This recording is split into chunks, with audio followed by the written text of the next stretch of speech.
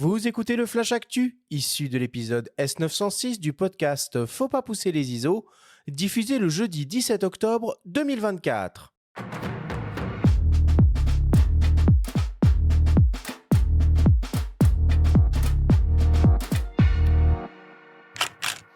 Cette semaine, dans le Flash Actu, Fujifilm lance un nouveau boîtier entrée de gamme. Fujifilm lance deux nouvelles optiques et DxO met à jour son logiciel Viewpoint. Le Flash Actu vous est présenté par Fox.fr, le site des spécialistes de l'image. Fujifilm annonce un nouveau boîtier en série X entrée de gamme.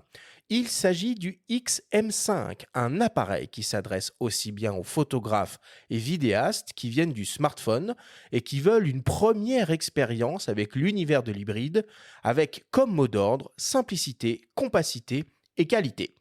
Comme tous les boîtiers Fujifilm, le XM5 est déjà un bel objet au look rétro assumé, décliné en noir ou argent. Il est très compact et léger, avec environ 350 grammes sur la balance, avec une carte mémoire SD et sa batterie. Il dispose d'un écran totalement orientable de 3 pouces, qui affiche plus d'1 million de points de définition. Côté ergonomie, on retrouve une molette PASM, un déclencheur photo, un déclencheur vidéo, une molette pour choisir les styles d'image. On retrouve un capteur APS-C de 26 millions de pixels X-Trans CMOS 4 rétroéclairé, associé au DSP-X processeur 5. Niveau performance, jusqu'à 20 images par seconde en rafale, jusqu'au 1,32 millième de seconde en obturation électronique, autofocus avec détection reconnaissance et suivi du sujet grâce à l'intelligence artificielle, mode 10 bits HEIF, un mode vidéo offrant de la 6,2K 30p en 422 10 bits OpenGate et 12 bits ProRes Blackmagic RAW, le F-Log 2 avec une dynamique de 13 IL, 3 micros intégrés surround, un mode d'enregistrement 9/16 pour les stories, une stabilisation numérique améliorée et la compatibilité sans fil avec Adobe Frame.io. Le XM5 intègre naturellement toute la science des styles d'image Fujifilm et la simulation de plus de 20 pellicules argentiques différentes. Nous avons rencontré Shinichiro Udono, responsable de la division image de Fujifilm en Europe. Il nous explique le positionnement de ce nouvel appareil. Because our technology, especially the fifth generation. Grâce à notre technologie de 5e génération, nous avons développé un petit appareil du X-System, incluant nos technologies de capteurs, processeurs d'image et stabilisation capteur. So that is the first concept. And the second part is because in the market, now we see a lot of video customers, and especially the light video user. We see some vloggers and also in their hobby or whatever, so that they shoot the movie. For that type of customer, sur le marché, nous observons beaucoup d'utilisateurs qui font de la vidéo. Pour ces utilisateurs, un petit appareil vidéo est intéressant. And this camera has a film simulation function, so that not only still shooting. Ce nouvel appareil intègre aussi la simulation de film, pas seulement sur les photos, mais aussi sur les vidéos. So that's the reason that we sold this the smaller package of X format. Nous pensons que ce petit appareil X format fonctionne aussi bien pour les photographes que les vidéastes. Le nouveau Fujifilm XM5 sera proposé au prix de 899 € boîtier nu ou en kit avec un 15-45 mm stabilisé et motorisé au prix de 999 €. Parallèlement au lancement du nouveau XM5, Fujifilm annonce aussi deux nouvelles optiques très haut de gamme. On commence par le renouvellement d'une optique incontournable avec un nouveau XF 16-55 mm f2.8 RLM WR2, le zoom à ouverture constante f2.8 équivalent 24-82,5 mm. Au programme pour commencer une nouvelle formule optique avec 16 lentilles réparties en 11 groupes, dont 3 verres ED, 1 verre super ED et 4 lentilles asphériques qui garantit une optique optimisée pour la haute résolution 40 millions de pixels. Le zoom bénéficie aussi d'une cure de minceur avec moins 37% en termes de points et d'encombrement par rapport au modèle précédent. On retrouve aussi une nouvelle fonction au niveau de la bague de diaphragme manuelle qui est désormais décliquable pour un usage en vidéo. L'objectif offre une distance minimale de mise au point de 30 cm à toutes les focales et donc un rapport de grossissement maximal de 0,21 fois. L'objectif est toujours protégé contre les intempéries, dispose d'une motorisation autofocus rapide, précise et réactive, intègre un diaphragme à 11 lamelles et une réduction du focus breathing. On continue avec une nouvelle focale fixe qui fera de l'œil aux photographes animaliers et sportifs. Il s'agit du XF 500 mm f5.6 RLM OIS WR, équivalent donc à un 750 mm. L'objectif est composé de 21 lentilles réparties en 14 groupes. Il intègre une motorisation autofocus linéaire parfaitement silencieuse avec une distance minimale de mise au point de 2,75 mètres. Il dispose d'une stabilisation optique avec un gain annoncé de 5,5 IL. Il est protégé contre les intempéries. Il est compatible avec les convertisseurs de focale 1,4 fois et 2 fois. Et enfin, il pèse 1,35 kg avec un équilibrage de masse positionné sur l'arrière. Le nouveau XF 16 55 mm f2.8 RLM WR2 sera proposé au prix de 1 349 € et le XF 500 mm f5.6 RLM OIS WR sera proposé pour sa part au prix de 3 399 €. Pour terminer, DxO qui fête ses 20 ans met à jour son logiciel Viewpoint en version 5 avec de nouvelles fonctionnalités. Ce logiciel permet aux photographes de compenser les imperfections géométriques, de redresser les perspectives et d'améliorer les éléments importants de l'image. Désormais, l'outil Reshape, qui s'appelle Reshape Fusion, intègre une correction locale plus puissante de perspective, d'échelle et d'horizon et de nouvelles façons de corriger la déformation de volume due aux objectifs grand angle. Une fois activés dans DxO Photolab 8, ces outils donnent plus de contrôle dans le flux de travail RAW en permettant de déformer, corriger et traiter les problèmes de géométrie sans la moindre perte de qualité. Ils peuvent également être utilisés dans une version autonome aux côtés d'autres logiciels pour équilibrer tout type de sujet. DxO Viewpoint 5 est proposé au prix de 109 € ou au prix de 69 € depuis une version antérieure 3 ou 4.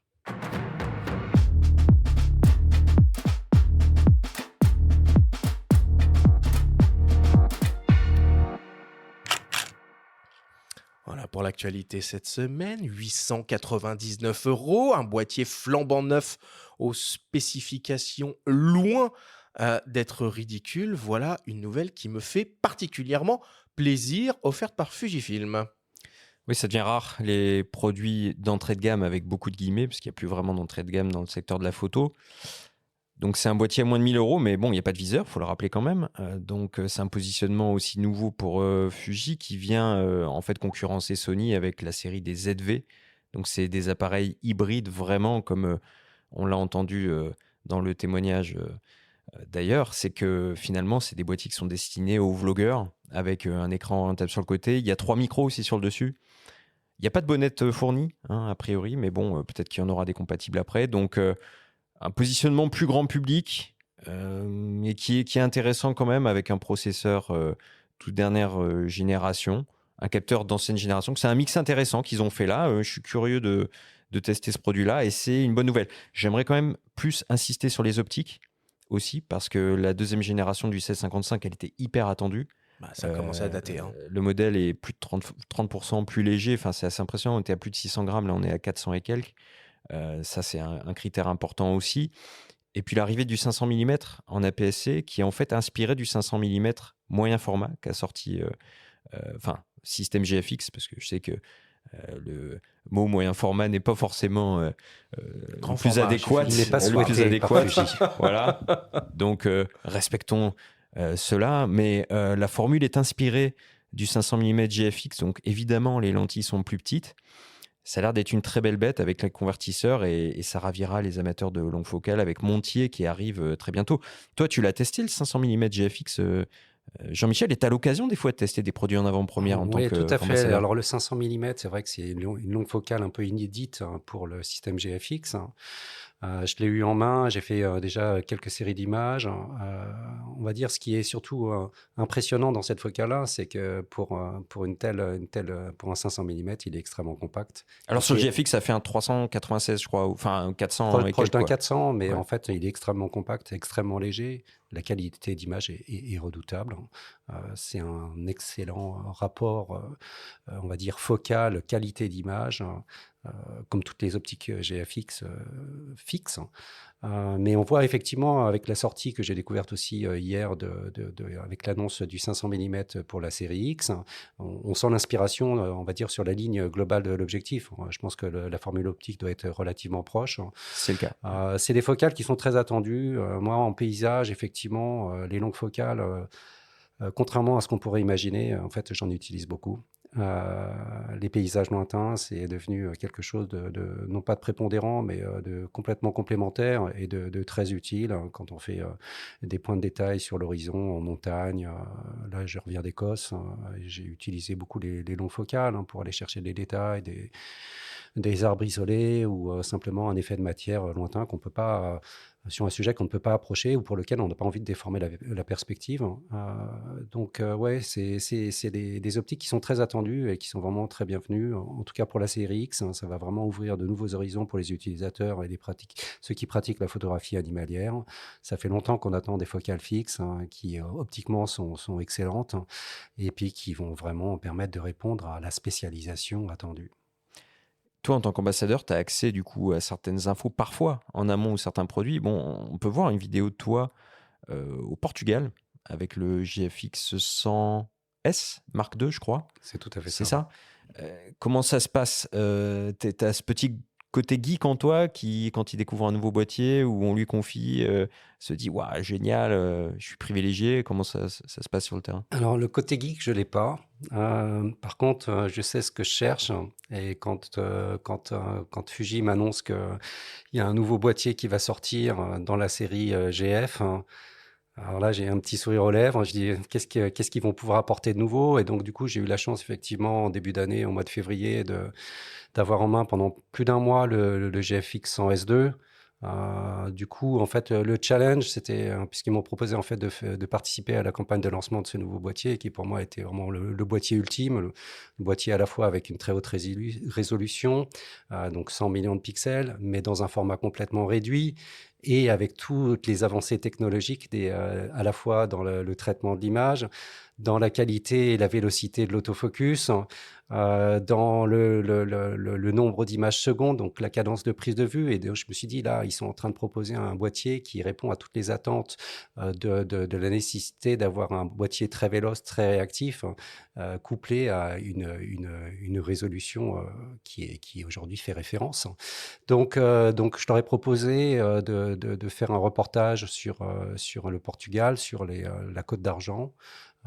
C'est où exactement la Côte d'Argent? Alors, c'est la région qui est au nord de Lisbonne. C'est là où est située la plage des surfeurs de Nazaré, où il y a les plus grandes vagues au monde surfées. Et j'ai appris que quelques jours après que je sois passé, pourtant j'ai eu des très grosses vagues, j'ai eu des vagues de 20 mètres. Donc 20 mètres, c'est des immeubles, c'est un immeuble de 10 étages pratiquement. Quand on voit cette énergie déployée par la nature, on est juste complètement statufié, on est complètement hypnotisé par ce spectacle. Et en fait, le record du monde a été battu puisqu'il était détenu par une vague surfée de 26 ou 27 mètres. Et là, on est passé à 39 mètres. Donc, c'est inimaginable. C'est le spectacle visuel, le spectacle sonore, c'est juste incroyable. C'est vraiment incroyable. Donc, on a emmené une équipe de 2 vidéastes pour tourner, on va dire, à la fois avec l'exigence de ramener des belles images, d'exprimer tout le potentiel, on va dire, de ce nouveau boîtier. Et puis, évidemment, en fil conducteur, c'était quand même de montrer mon travail, ma relation au sujet, ma manière d'aborder un sujet sur le terrain, comment je m'en imprègne, quel type d'image je peux produire en ayant, on va dire, un regard un peu différent, parce que le but, c'est pas de photographier des vagues pour des vagues, mais c'est d'exprimer justement la puissance de ce déferlement de l'océan. Et du coup, en tant qu'ambassadeur qui a accès à des infos un petit peu avant tout le monde, Les produits dont on vient de parler ont été annoncés aux États-Unis au cours d'un X Summit, hier ou avant-hier, je crois. Et le directeur de la division images de Fujifilm avait sur la table, recouvert par un petit tissu, a priori, 2 nouveaux boîtiers qui devraient voir le jour en 2025, dont un qui aurait potentiellement la taille d'un grand format GFX.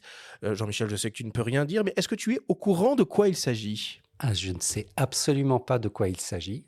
C'est Quand vrai- bien même il serait au courant. et quand bien même je serais au courant, mais dans tous les cas, là, je n'ai aucune information. De toute façon, effectivement, quand on teste des produits, on a une clause de confidentialité. Donc, le GFX 100 S2, voilà, ça faisait un moment qu'il y avait des rumeurs, mais bien souvent, on a plus d'informations sur les sites de rumeurs Et il y en a. qu'en via relation directe Jean-Michel. avec la marque. Et Fuji, Dieu sait qu'il y en a des rumeurs. Ne comptez pas sur moi pour vous en donner plus. Benjamin, tu voulais nous dire un mot sur le prix Bayeux Calvados Normandie des correspondants de guerre. Oui, on change de salle et d'ambiance. Il y a le prix Bayeux des correspondants de guerre a eu lieu le week-end dernier, en même temps que le salon de la photo, d'ailleurs. Malheureusement, on peut dire, on ne peut pas se dédoubler. Et c'est le photographe palestinien Mahmoud Hams qui travaille pour l'AFP depuis 21 ans dans le territoire palestinien, qui a déjà remporté 2 fois le prix Nikon à Bayeux et qu'il l'a reçu à nouveau cette année. Il était déjà lauréat du Visa d'Or News à Perpignan. Il n'avait pas pu recevoir son prix. Cette fois, il était présent sur scène pour avoir sa récompense. Et il faut savoir que les locaux de l'AFP dans la bande de Gaza ont été frappés et évacués le 2 novembre 2023. Donc c'était un peu moins d'un mois après la tragédie du 7 octobre dernier. Et depuis, donc Mahmoud Hams et d'autres de ses compères travaillent avec des reporters locaux pour essayer de documenter ce qui se passe sur place et de le ramener, puisque les médias occidentaux n'ont pas accès à cette zone. Du tout. Préciser aussi que le second prix a été attribué à Kostiantin Liberov, pardon pour l'accent, pour son travail en Ukraine. Et le troisième a été décerné à Ali Jadala pour des images, elles aussi, prises dans la bande de Gaza. On a aussi un jeune reporter qui est reparti avec le prix Crédit Agricole Normandie. Il s'agit de Saher Algora. Enfin, un prix du public a été inauguré et remporté par le même Kostiantin Liberov. Bon. Et mi-mois oblige, une petite revue de presse. Alors, très courte revue de presse consacrée à nos camarades de Réponse Photo. Au sommaire du numéro 374, un dossier sur les enjeux du reportage passionnant, avec une masterclass de Véronique de Viguerie, que nous avons reçue ici, lors d'une émission Au Coin du Feu. On peut lire aussi les témoignages de Brent Stirton, Paolo Verzone, Patrick Chauvel, mais aussi Fiona Shields, directrice de la photo au Guardian, et Jean-François Leroy, directeur de Visa pour l'image. On pourra aussi lire un passionnant article technique signé Pascal Brites sur l'utilisation de robots aux Jeux Olympiques pour réaliser certaines images, notamment au sein de l'AFP, mais aussi du quotidien L'Équipe, avec un témoignage du photographe Bernard Papon. Au programme des tests, on a le très attendu Canon EOS R5 Mark II, le Sony 85 mm G Master 2 et les 2 transstandards Sigma 24-70 f2.8 II et 28-45 f1.8. Enfin, un comparatif de cartes mémoire d'entrée de gamme signé Patrick Lévesque qui nous éclaire un petit peu sur ce qu'on peut avoir en matière de cartes SD. Et tout ça est en kiosque actuellement. Parfait. Merci. Et on clôture le Flash Actu cette semaine là-dessus.